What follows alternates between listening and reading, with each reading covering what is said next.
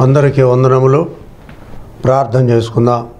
మహాగణుడా, మహోన్నతుడా, పరలోకమందున్న మా తండ్రి, మీ ఘనమైన, పరిశుద్ధమైన, శ్రేష్టమైన, అతి మనోహరమైన నామాన్ని బట్టి మీకే వేలాది వేల వందనాలు, స్తుతులు, స్తోత్రాలు చెల్లిస్తున్నా.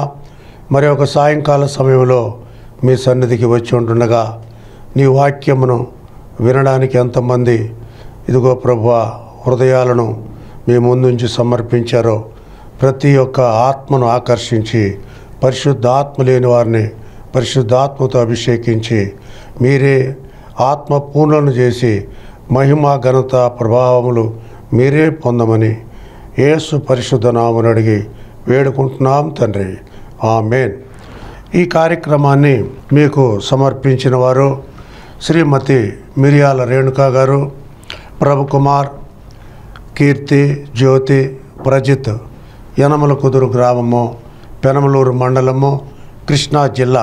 శ్రీమతి మిరియాల రేణుకా గారు కీర్తిశేషులు అర్జా శకుంతలమ్మ గారి యొక్క 3వ కుమార్తె ఉన్నారు. శ్రీమతి అర్జా శకుంతలమ్మ గారు దేవుని సంఘంలో సుమారుగా 60 సంవత్సరాలు పనిచేసి 25/2/2019 నందు ప్రభు నందు నిద్రించారు. కాబట్టి విడవబడిన వీరి కుటుంబము, సంఘము కొరకు, మరి ప్రత్యేకంగా మిరియాల రేణుకా గారు వారి కుటుంబం కొరకు ప్రేక్షకులు ప్రార్థించవలసిందిగా మనవి చేస్తున్నాం. దేవుడు మిమ్మల్ని, మీ కుటుంబములను ఆశీర్వదించునుగాక. ఈ దినము మన అంశము సరిగా నుండము 22వ భాగాన్ని గురించి మనము ధ్యానించుకొనబోతున్నాం. గత వారంలో మనము 21వ భాగాన్ని ధ్యానించాం. మరి అపోస్తలుడైన పౌలు రోమీయులకు రాసిన పత్రిక 8వ అధ్యాయము 18 నుండి మనము చదువుకుందాం. మన ఎడల ప్రత్యక్షము కాబోవు మహిమ ఎదుట ఇప్పటి కాలపు శ్రమలు ఎన్నతగినవి కావని ఎంచుచున్నాము. దేవుని కుమారుల ప్రత్యక్షత కొరకు సృష్టి మిగులు ఆశతో తేరిచూచు కనిపెట్టుచున్నది. ఏలయనగా సృష్టి నాశనమునకు లోనైన దాస్యంలో నుండి విడిపింపబడి దేవుని పిల్లలు పొందబోవు మహిమ గల స్వాతంత్రము పొందునను నిరీక్షణ గలదై స్వేచ్ఛగా గాక దానిని లోపరిచిన వాని మూలముగా వ్యర్థపరచబడిన సృష్టి యావత్తు ఇది వరకు ఏకగ్రీవముగా మూలుగుచు ప్రసవ వేదన పడుచున్నదని ఎరుగుదము.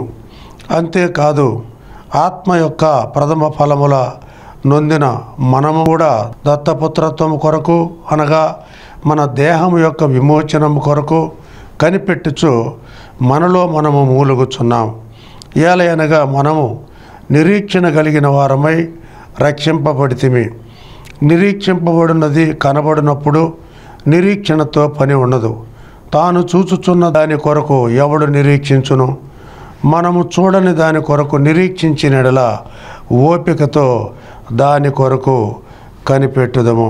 మరి ఈ భాగంలో their hopeful prospects under the tribulations, మరి శ్రమలోనున్న వారికి నిరీక్షణ అను విషయం ఇందులో మరి భద్రపరచబడింది. మరి పౌలు అంటున్నాడు, మన ఎడల ప్రత్యక్షము కాబోవు మహిమ ఎదుట ఇప్పటి కాలపు శ్రమలు ఎన్న తగినవి కావని ఎంచుచున్నాను.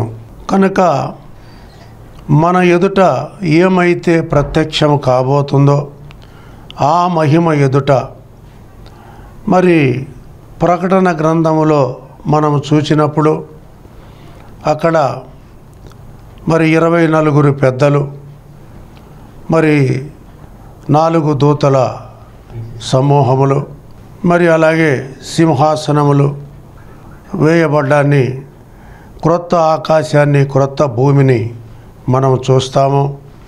మరి నూతన యెరూషలేము పెండ్లి కుమారుని కొరకు సిద్ధపరచబడిన వధువు సంఘము వలె, పెండ్లి కుమార్తె వలె దిగి వచ్చుట నేను చూచి తిని అని ప్రకటన గ్రంథము 21వ అధ్యాయము 1వ వచనములో చెప్పాడు. అలాగే ఆ పట్టణపు పునాది మరి 12 అపోస్తుల మీద వేయబడింది. 12 గుమ్మములకు 12 గోత్రముల పేర్లు వ్రాయబడ్డాయి. మరి ఆ పట్టణం యొక్క వీధులు స్వచ్ఛమైన స్ఫటికంతో పోలినటువంటి మరి ఇవిగా ఉన్నాయి, శుద్ధ సువర్ణమయముగా ఉన్నాయి. మరి అక్కడ 2 నదులు ఉన్నాయి, నదీ తీరములలో చెట్లున్నాయి. అవి సంవత్సరమునకు 3 కాపులు కాస్తున్నాయి. దాని పళ్ళు, దాని ఆకులు జనములను స్వస్థపరచడానికై వినియోగించబడుతున్నాయి అని ఈ విధంగా మరి మనము ప్రకటన గ్రంథంలో పరలోకాన్ని గూర్చినటువంటి దర్శనము యోహానుకు ప్రత్యక్షమైన విధానం మనం చూస్తాం. అలాగే పౌలుకు 2వ కొరింథీ 12వ అధ్యాయంలో పౌలుకు ఒక పరలోకం ప్రత్యక్షమైంది. అప్పుడు పౌలు అంటాడు, 14 సంవత్సరముల క్రిందట క్రీస్తు యేసునందున్నటువంటి ఒక మనుష్యుని నేను ఎరుగుదును. అతడు మధ్యాకాశమునకు కొనిపోబడ్డాడు. అక్కడ నేను ఎరుగునటువంటి భాష విన్నాను, అది మనుషులు ఉచ్చరింపశక్యము కానిది అని పౌలు వివరించాడు. కనుక పరలోకం అనేది మరి ప్రత్యక్షంగానో పరోక్షంగానో తన దాసులైన వారికి మరి బయలుపరచబడింది. యెహెజ్కేలు గ్రంథంలో యెహెజ్కేలు చూస్తూ ఉన్నప్పుడు మరి సింహాసనములు అలాగే దేవదూతలు అతనికి కనబడతాయి. అలాగే దానియేలు గ్రంథములో దానియేలు చూస్తూ ఉన్నప్పుడు సింహాసనములు వేయబడినట్లుగాను మరి మనుష్య కుమారుడు మరి సింహాసనాసీనుడైనట్లుగాను దానియేలు చూచాడు. కనుక ప్రవక్తలందరూ యెషయా చూచాడు. యెషయా గ్రంథము 6వ అధ్యాయంలో ఇదిగో మరి అత్యున్నతమైన సింహాసనమందు ప్రభు ఆసీనుడై ఉండగా నేను చూచితిని. ఆయన చొక్కా అంచులు దేవాలయమును నిండుకొని ఉన్నాయి. ఆయనకు పైగా కెరూబులు నిలబడి ఉన్నాయి. వారు మరి తమ యొక్క 6 రెక్కలు కలిగి ఉన్నారు. 2తో తమ పాదములను కప్పుకొని, 2తో తమ ముఖమును కప్పుకొని, 2తో వారు పైకి ఎగురుచు సైన్యములకు అధిపతి యెహోవా పరిశుద్ధుడు, పరిశుద్ధుడు, పరిశుద్ధుడు, సర్వలోకము ఆయన మహిమతో నిండి ఉన్నది అని వారు గాన ప్రతిగానములు చేయుచుండగా వారి కంఠస్వరం వలన గడప కమ్ముల పునాదులు కదులుచు మందిరము ధూమము చేత నిండగా అప్పుడు యెషయా అంటున్నాడు, అయ్యో నేను నశించితిని, రాజును సైన్యములకు అధిపతినగు యెహోవాను నేను కన్నులారా చూచితినని అనుకొనగా అంతలో ఆ శరాపులోనొకడు కారుతో నిప్పును తీసుకుని వచ్చి అది నా పెదవులకు తగిలించి ఇట్లెనెను, ఇదిగో ఇది నీ పెదవులకు తగిలిను గనుక నీ పాపమునకు ప్రాయచిత్తమైంది, నీ దోషము తొలగిపోయింది అనెను. అంతటా ఒక స్వరం వినబడుతుంది, నేను ఎవని పంపెదను, నా నిమిత్తము ఎవడు పోవును అన్నప్పుడు యెషయా అంటున్నాడు, నన్ను పంపించండి నేను పోతాను అంటున్నాడు.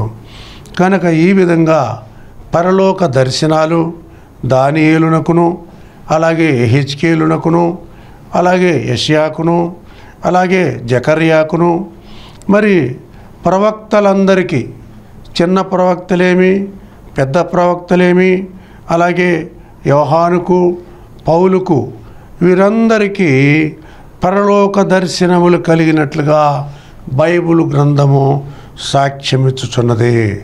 ఒక రకంగా బైబిల్ గ్రంథము దర్శనముల గ్రంథము అని చెప్పవచ్చును.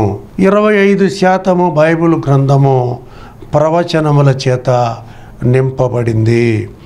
అందుచేత పౌలు అంటున్నాడు, మన ఎడల ప్రత్యక్షము కాబోవు మహిమ ఎదుట ఇప్పటి కాలపు శ్రమలు ఎన్న తగినవి కావని ఎంచుచున్నాము.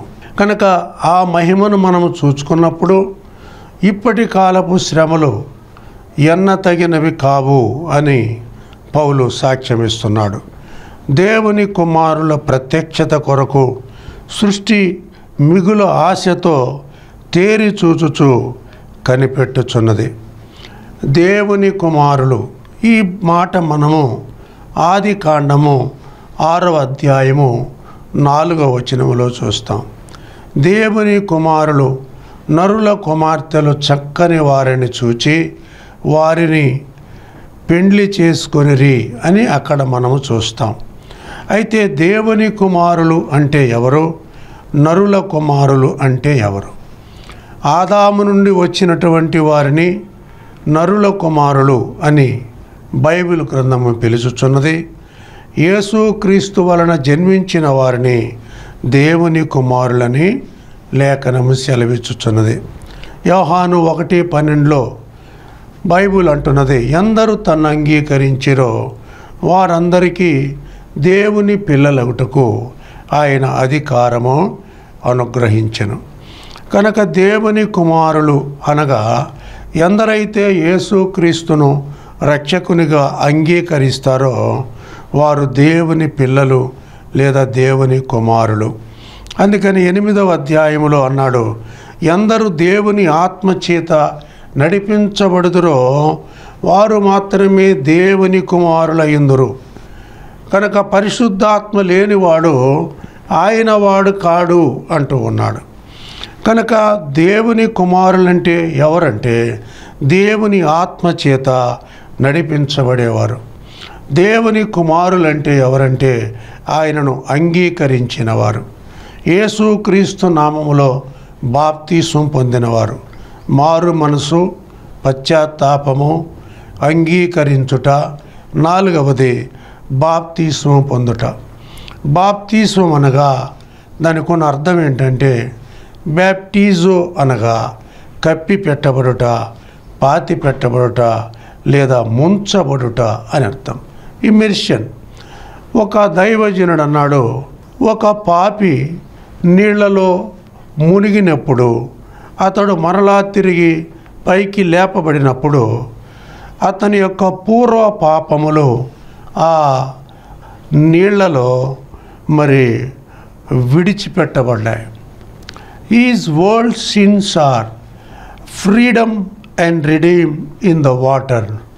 When he rise from the water, he delivered from the sin.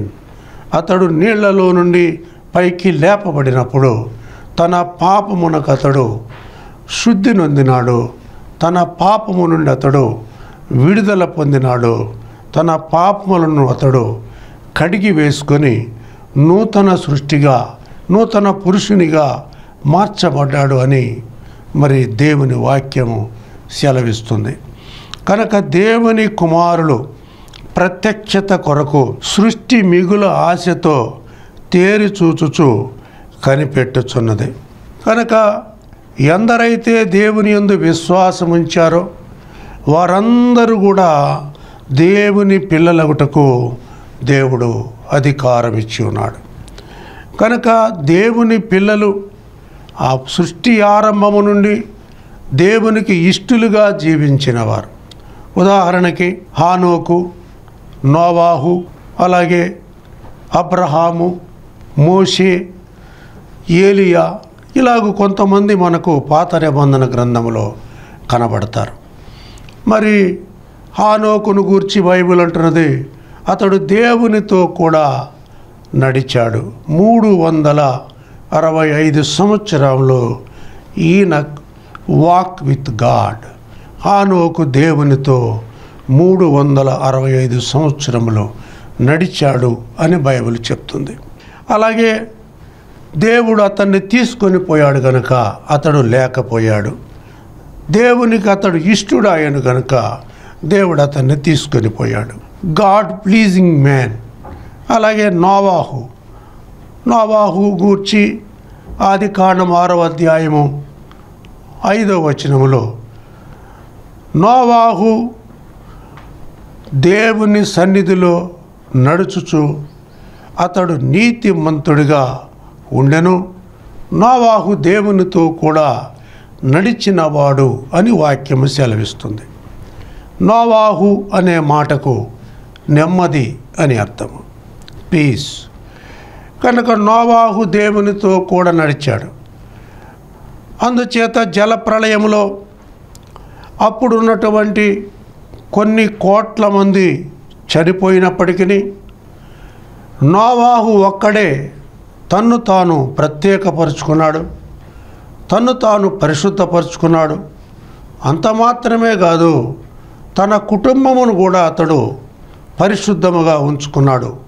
తన భార్య, తనకున్న 3 కుమారులు, 3 కోడళ్లను అతడు పరిశుద్ధముగా ప్రత్యేకముగా ఉంచుకున్నాడు. కనుకనే ఆ ఓడలో 8 మంది ఆ తరము వారిలో ఆ జలప్రళయం నుండి రక్షించబడినారని లేఖనము సెలవిస్తుంది. కనుక ఇలాంటి వారి కొరకు మరి సృష్టి మిగుల ఆశతో తేరి చూచుచు కనిపెట్టుచున్నది.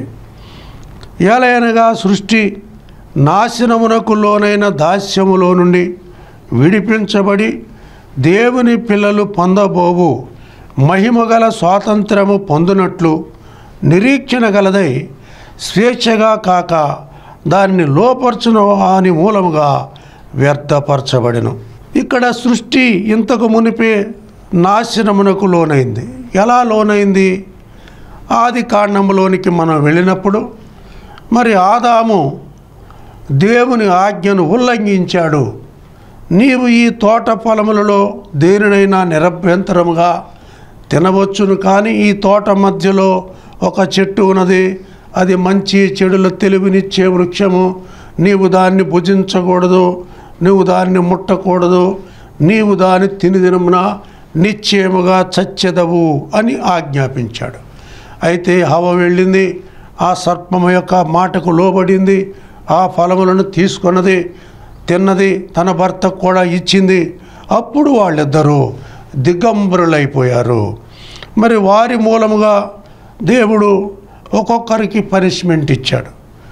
మొదట ఆదాము, నీవు పొలము దున్నుచు చెమట ఓడ్చి ఆహారమును సంపాదించుకుందు అన్నాడు.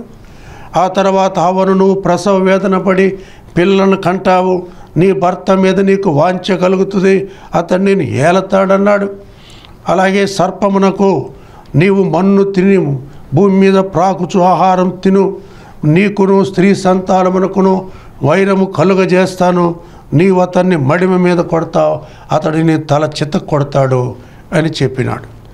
కనుక ఆదామును హవ్వను ఆ తోట నుంచి దేవుడు బహిష్కరించినాడు. అప్పుడు దేవుడు అన్నాడు, నీ నిమిత్తము ఈ భూమి శపించబడింది. ఇదిగో ఈ భూమి మీద గచ్చ పొదలు, ముళ్ళ తుప్పలు, ముళ్ళ పొదలు పెరిగాయి. అంతకుముందు ఏ ముళ్ళ తుప్పలు, ఏ గచ్చ పొదలు భూమి మీద మొలవలేదని బైబిల్ చెప్తుంది. ఎప్పుడైతే ఇతడు పాపము చేసినాడో భూమి శపించబడింది, సర్వ సృష్టి మరి శాపమునకు లోనైంది.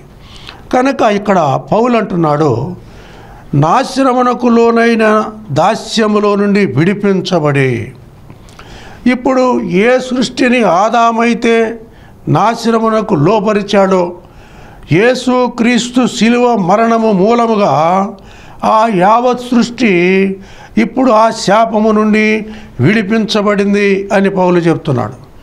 దేవుని పిల్లలు పొందబోవు మహిమగల స్వాతంత్రము పొందునను నిరీక్షణ గలదై స్వేచ్ఛగా కాక దానిని లోపరిచిన వారి మూలముగా వ్యర్థపరచబడింది.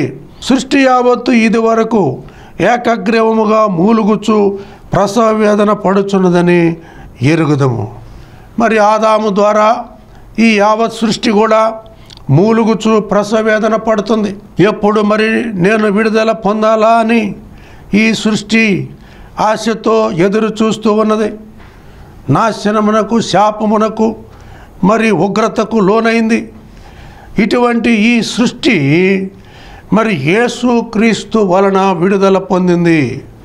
ఎప్పుడైతే యేసు క్రీస్తు తన రక్తమును ఆ గొల్గోతా పర్వతం మీద చిందించాడో అప్పుడు ప్రతి యావత్ సృష్టికి విడుదల కలిగింది.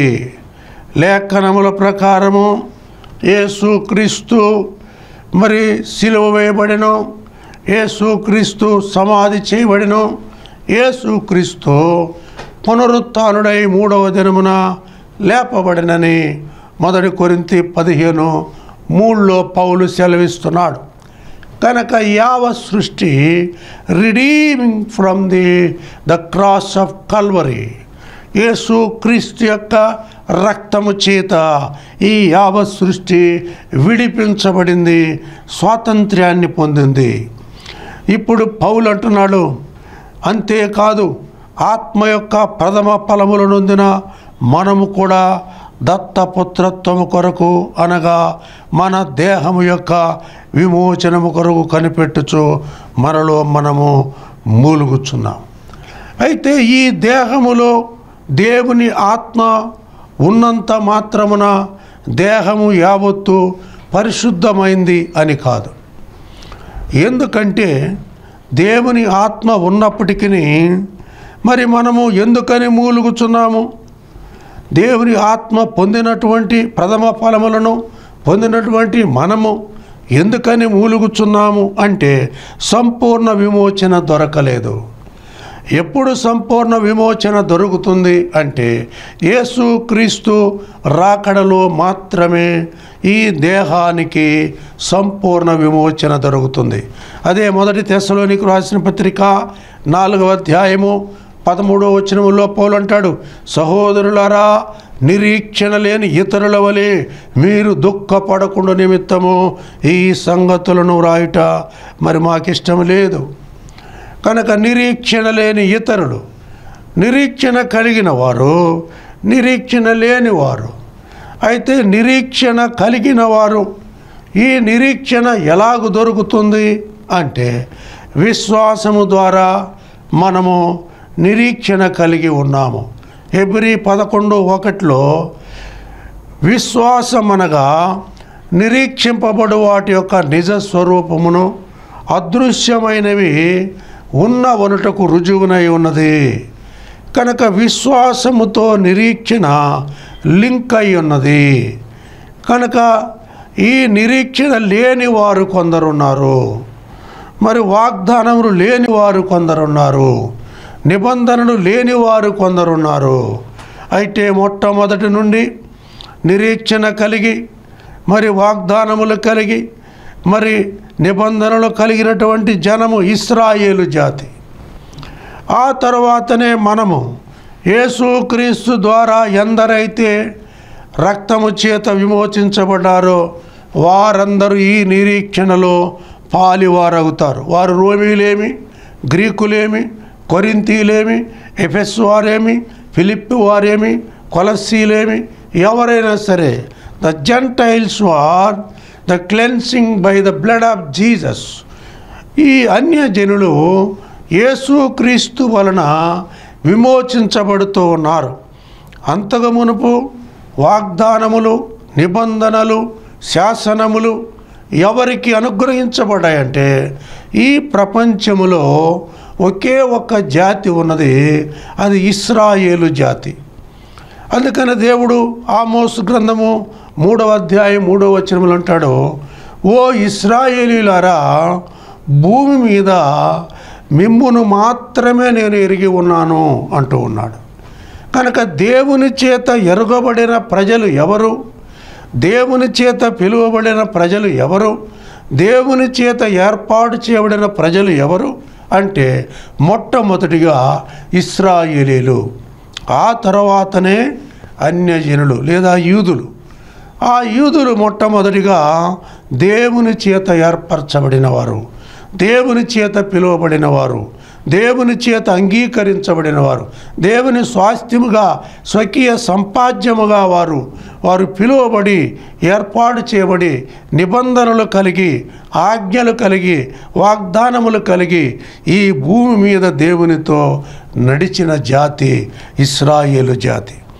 అయితే ఇక్కడ పౌలు అంటున్నాడు, మరి ఈ నిరీక్షణ అనేది అందరికీ ఇవ్వబడింది. ఎవరి ద్వారా అంటే ఎప్పుడైతే యేసుక్రీస్తు ఈ లోకంలోనికి ఆవిర్భవించాడో, యేసుక్రీస్తు ఎప్పుడైతే ఈ లోకములో అడుగు పెట్టాడో అప్పుడు యావత్ జాతికి, ప్రపంచములో ఉన్న సమస్తమైన అన్యజనులు విశ్వాసమునకు విధేయులగునట్లు పూర్వ అనాదిగా నుంచి రహస్యముగా ఉంచబడి ఇప్పుడు ప్రత్యక్షపరచబడిన మర్మమని పౌలు రోమీయులకు రాసిన పత్రిక 16వ అధ్యాయము 25వ వచనములో సెలవిస్తూ ఉన్నాడు. అనాది నుండి రహస్యముగా ఉంచబడి ఇప్పుడు ప్రత్యక్షపరచబడిన ఈ మర్మము ఏమిటి అంటే, అన్యజనులు యేసు క్రీస్తు ద్వారా మరి కుమారులవుట, అంగీకరించబడుట, వారు కూడా మరి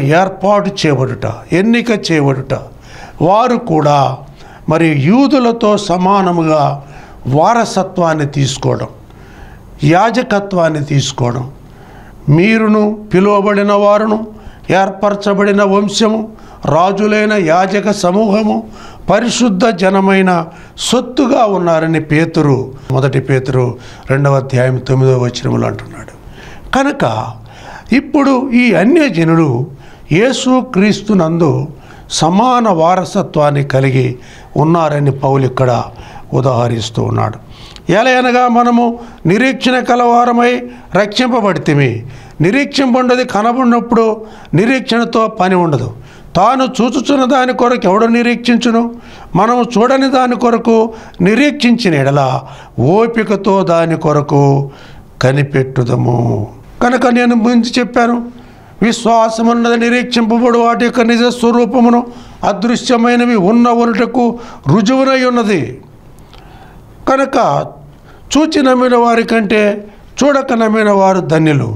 మనము దేని కొరకు కనిపెట్టుచున్నామో అది మన ముందు ప్రత్యక్షమైనప్పుడు దానితో ఇక మనకు పని ఉండదు.